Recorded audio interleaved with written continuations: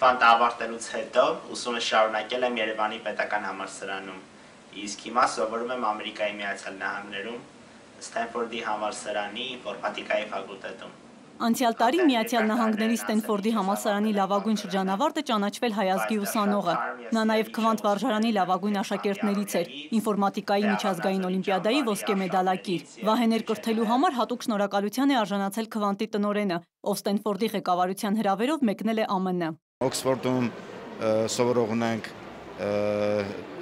Սերգեյ Շավերդյան, Քեմբրիջում, աշխարհի պրակտիկորեն բոլոր առաջատար բոյերում մեր աշակերտներ են, նույնիսկ Ճապոնիայում սովորողներ ունենք։ Պատերազմի տարիներին հիմնված առաջին մասնավոր դպրոցը Քվանտը արդեն չափահաս է, այսօր նրա 20-ամյա տարեդարձն է։ Ուզում եմ հատուկ շնորհակալություն հայտնել այս առիթով Քվանտին իր գոյության համար, Քվանտին հանրակրթական համակարգը հարստացնելու համար, Քվանտին նախարարությանը ճիշտ գաղափարներ հուշելու, թելադրելու եւ մեզ հետ մշտական պրոդուկտիվ պայքարի մեջ գտնվելու համար։ Վերջին 12 տարիներին Քվանտն անընդմեջ եղել է քաղաքային եւ հանրապետական օլիմպիադաների բացարձակ առաջատարը։ Միջազգային օլիմպիադաներից Հայաստան բերված 67 մեդալների գրեթե կեսը վաստակել են Քվանտի սաները, որոնց 95%-ից ավելին բուհ է ընդունվում հենց առաջին տարում, առանց կրկնուսույցի մոտ պարապելու։ Աշխարհագրության ուսուցչի քվանտային կարիերան 20 տարի անընդմեջ հարստացել է հենց դիմորդների հաջողություններով։ Համալսարանում աշխատելուց ես առանց իմանալու այդ կուրսում քվանտական կա թե չէ, զգում եմ նրանց ներկայությունը։ 1600 շրջանավարտ ունեցող Քվանտն անցյալ տարի դարձավ հանրակրթության ոլորտի միջազգային ամենախոշոր կազմակերպության International բակալավրիատի անդամ։ Սեպտեմբեր 1-յան առավոտից մեկնարկող ուսումնական նոր փուլին աշխատակազմի գիտությունների թեկնածու եւ դոկտոր անդամները պատրաստվում են գիշերներն արթուն լուսացնելով։ Ոչ միայն ես եմ ուշտուն գնում, այլ աշխատակիցներից շատերը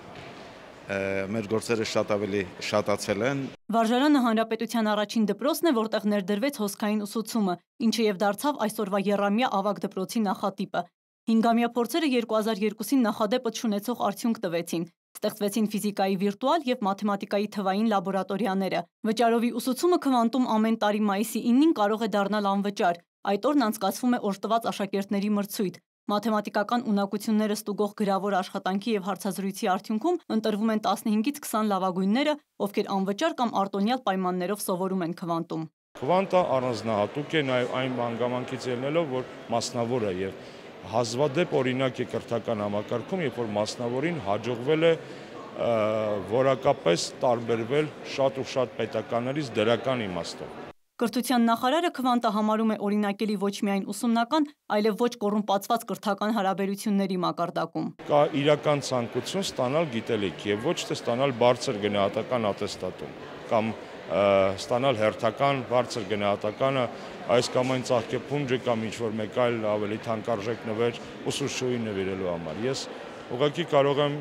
երազել, որ նման մթնոլորտ ստեղծվի մեր հանրակրթական ողջ համակարգում։ Բարձր գնահատականներով, սակայն չի ավարտվում քվանտականների ուսումնառությունը։ 7-ից 10-րդ դասարանի աշակերտներն ամառային քննություններն ավարտելուն պես երկշաբաթյա զինվորական ծառայություն են անցնում ռազմական ճամբարում, բանակային օրենքներով։ Առավոտյան մարմնամարզությունը, կրակելն ու ուսադիրներով զինվորականի կոչումը տարբերակելը նվազագույն պահանջներն են։ Առավելագույնը սկսվում է գրասեղանի առջև։